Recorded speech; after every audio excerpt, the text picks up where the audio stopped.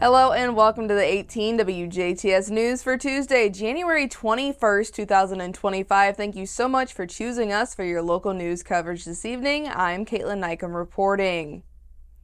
On Monday, January 20th, the Gibson County Sheriff's Office advised the public to stay away from the area of Emerson and West Street in Princeton as numerous fire departments were working to contain a fire at the Princeton Church. The Princeton Fire Department reported that Engine 1 was on a medical call around the corner when a vehicle approached and flagged down the crew and informed the captain of a possible fire around the corner.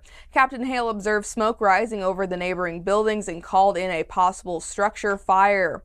When Engine 1 arrived, there was heavy smoke coming from the ridge vents throughout the structure. A working structure fire was marked and calls for assistance were initiated. Thanks to several members of the Princeton Police Department, a complete sweep of the building for occupants was executed very swiftly. No occupants were found in the building. The initial crews entered the building to find smoke and no visible flames. They were able to breach the attic to access and find the attic until it was fully engulfed. Shortly after, the integrity of the building was severely diminished and an evacuation of all crews was ordered. Moments later, the roof of the portion that the crews entered initially collapsed. Within minutes, one of the exterior walls collapsed into the parking lot. Defensive tactics via deck guns, multiple ladder trucks, and portable master stream was used to mitigate the fire. Parker Excavating was able to come in and remove a portion of the building to allow better access to hot spots that remained, but there are still some that are inaccessible and have been left to burn as long as they stay confined within the structure. Crews were on scene for 7 hours yesterday, with on-duty staff checking the building throughout the night last night. There was 47 fire personnel on scene.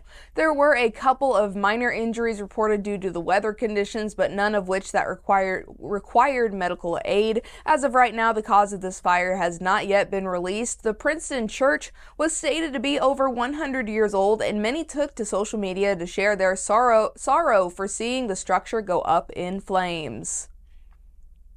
Memorial Hospital and Healthcare Center is pleased to announce that they are the recipient of a $1.7 million grant from the Du Bois County Community Foundation to enhance mental health services within the community.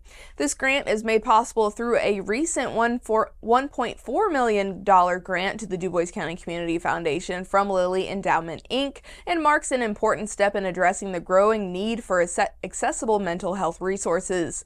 Through this initiative, Memorial Hospital will work to address current gaps in services ranging from prevention to treatment and strengthen the ongoing work in the community as part of an overall community initiative started in 2020, led by the Community Foundation.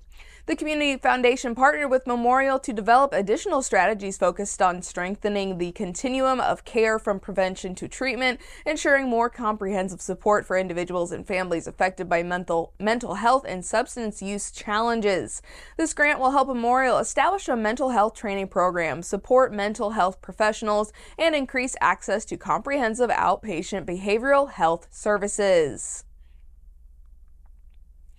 And Davies Community Hospital is pleased to announce Lindsay Fuchs, RN, as the new Director of Quality, Infection Prevention, and Risk Management effective January 22nd.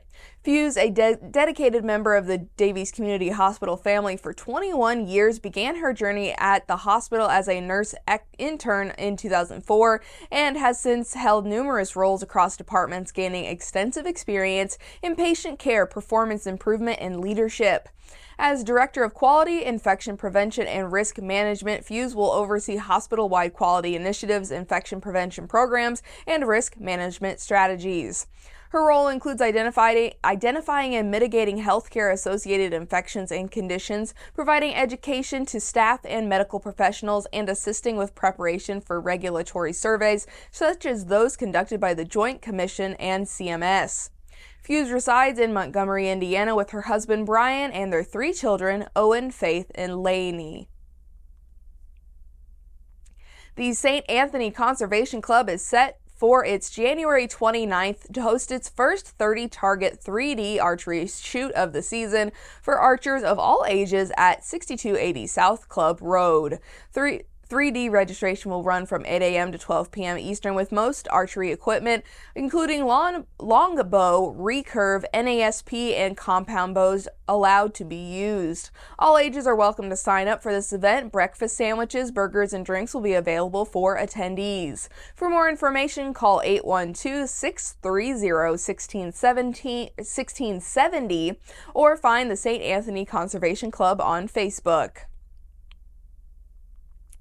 The 30th annual Gun and Knife Show is coming to the Ferdinand Community Center in Ferdinand, Indiana on Saturday, January 25th from 9 a.m. to 4 p.m. and Sunday, January 26th from 9 a.m. to 3 p.m. This event promises to be the largest gun show in the area, featuring 130 tables with a wide selection of new and used firearms and knives.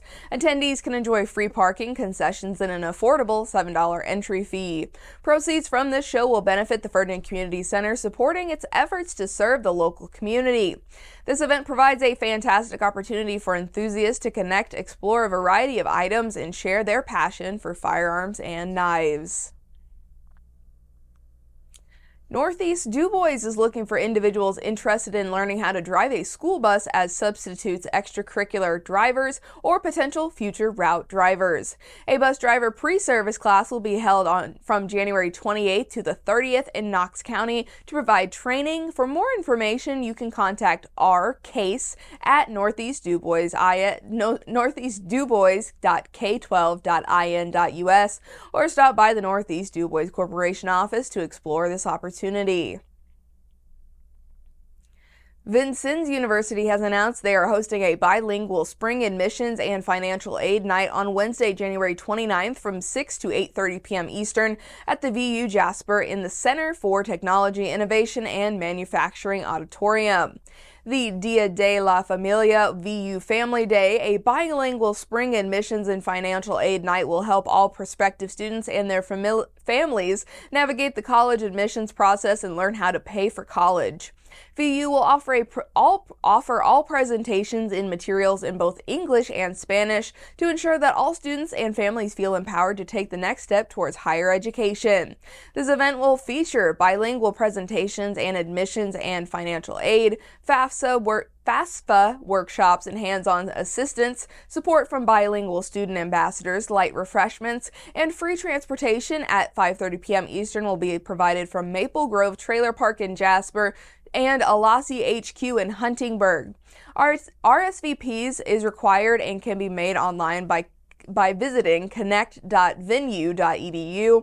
Families are very much encouraged to apply for the event itself, especially if transportation is needed. The DuBois County Health Department will be hosting an open house this week, along with providing new programs in 2025. On Thursday, January 23rd, they will be hosting an open house from 2 to 5 p.m. This event is an opportunity to see the education room at the Health Department, located at 1187 South St. Charles Street, where some of the new programs will be held. A wide variety of new programs will be offered in 2025, including GOAL, Get On Board Active Living, natural diabetes prevention programs, freedom from smoking, Catch My Breath youth vaping prevention, Give Kids a Smile, older adult fall prevention education, Sharps disposal program, an ATV helmet distribution program, car seat checks, stop the bleed training, CPR training, and suicide prevention kits. For more information on these programs, you can contact them by phone at 812-481-7050. And that is your Tuesday news here on 18 WJTS. We'll be right back with a check of your weather forecast.